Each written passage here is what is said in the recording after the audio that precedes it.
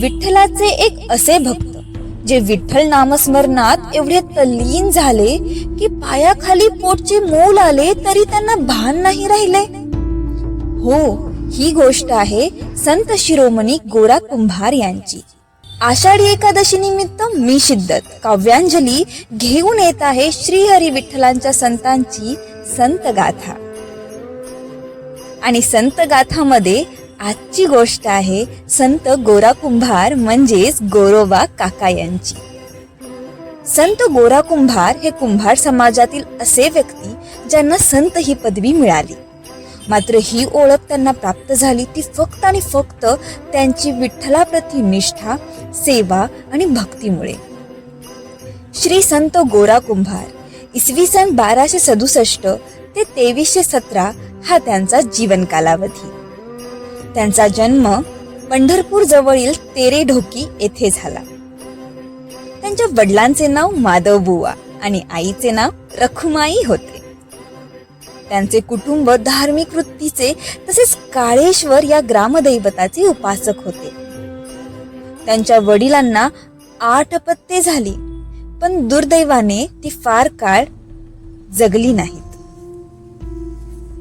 एक अशी आख्यायिका आहे की गोरा कुंभार यांचे वडील म्हणजेच माधव बुवांची 8ही मुले मृत्यू पावली.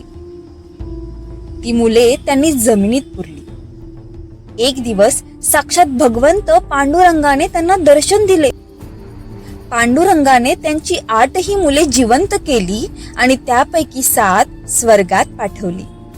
शेवटी राहिलेलं एक मूल म्हणजेच गोरोबा यांना माधव बुवा आणि रखुमाई यांना सोपवले. तेच मूल पुढे विठ्ठलाचे मोठे भक्त संत गोरा कुंभार या नावाने ओळखले गेले. तो गोरा कुंभार यांच्या भक्तीची आणि विठ्ठलाच्या प्रती समर्पणाची आणखी एक आख्यायिका अशी आहे की संत गोरा कुंभार एक दिवस आपल्या पत्नी सोबत मातीची भांडी व मडकी बनवत होते. मातीची भांडी बनवून त्यांचा उदरनिर्वाह चालायचा. एके दिवशी मातीची भांडी बनवण्याचा चिखल पायाने तुडवत असताना ते विठ्ठल नामघोषात एवढे मंत्रमुग्ध झाले की त्यांचं लहान बाळ रांगत रांगत त्यांच्या पायाखाली आले आणि त्याच चिखलात तुडवले गेले याचे भानही त्यांना नाही राहिले. काही वेळाने जेव्हा त्यांची पत्नी मुलाला शोधत आली तेव्हा आपल्या नवऱ्याच्या पायाखाली चिखलात मूल तुडवलं गेलंय हे पाहून त्यांच्या पत्नीने हंबरडा फोडला. आपण विठ्ठल भक्तीमध्ये तल्लीन होऊन हा काय अनर्थ केला या पश्चातापाने गोरा कुंभार यांनी प्रायश्चित्त केले.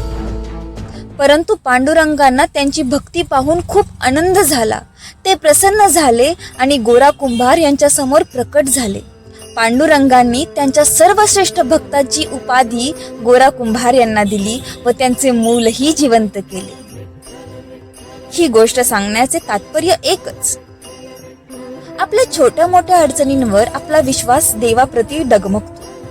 मात्र साक्षात देवाच्या भक्तांनीही मोठ्या मोठ्या परीक्षा व त्याग केले आहेत तेव्हा त्यांना देवदर्शन घडले. संत गोरोबा कुंभार यांनी अनेक अभंग लिहिले. त्यापैकी 20 अभंग अतिशय प्रचलित आहेत व सकल संत गाथेत त्यांचा समावेशही आहे. संत गोरा कुंभार यांच्या जीवनावर अनेक चित्रपटही बनले. त्यांचे अभंग साध्या आणि समजेल अशा भाषेत आहेत. संत गोरा कुंभार यांनी इसवी सन 1317 मध्ये उस्मानाबाद जिल्ह्यातील तेरेढोकी गावात समाधी घेतली आणि या समाधी जवळच त्यांचं एक सुंदर मंदिर देखील आहे.